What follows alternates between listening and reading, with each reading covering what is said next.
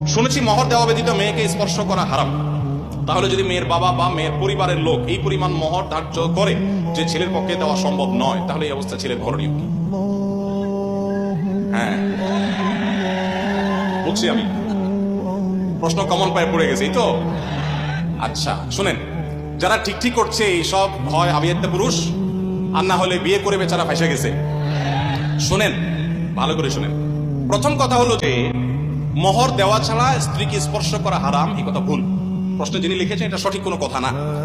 মোহর ধার্য করলে সেটা দিতে হবে বাধ্য।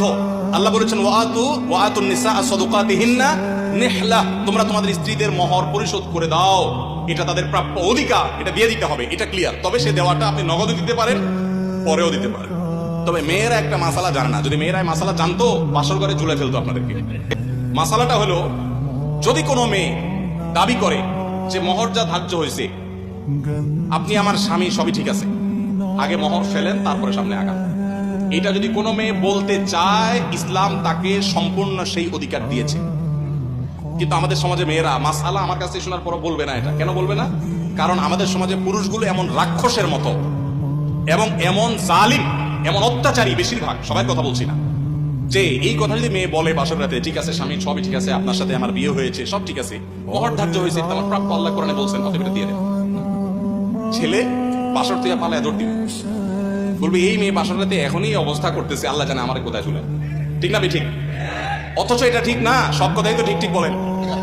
এই ওয়াজ মাহফিলে একটা সমস্যা হলো, ঠিক হলেও ঠিক, ঠিক না? ঠিক, এটাও ঠিক। আচ্ছা যাক, শুনেন, নবী করিম সাল্লাল্লাহু আলাইহি সাল্লামের মেয়ে, ভালো করে শুনে রাখেন, নবী করিম সাল্লাল্লাহু আলাইহি সাল্লামের কন্যা ফাতেমা রাদিয়াল্লাহু তাআলা আনহা, তার বিয়ে হয়েছে কার সাথে? আল্লাহু আকবার, আলী রাদিয়াল্লাহু তাআলার মতো ইসলামের খলিফার সাথে তার বিয়ে। ফাতেমা রাদিয়াল্লাহু তাআলা আনহা, তার বাবা নবী করিম সাল্লাল্লাহু আলাইহি সাল্লামকে বলেছেন, বিয়ে হয়েছে আব্বা, ঠিকই আছে, বাট আমার দাবি হলো মোহর যেটা ধার্য হয়েছে সেটা যেন আমাকে আগে পরিশোধ করে দেওয়া হয়। আজ আমাদের সমাজে মেয়েদের সে অধিকার দেই আমরা? এই সমাজের সবচেয়ে বেশি অবিচার আমরা পুরুষরা মেয়েদের প্রতি করে থাকি।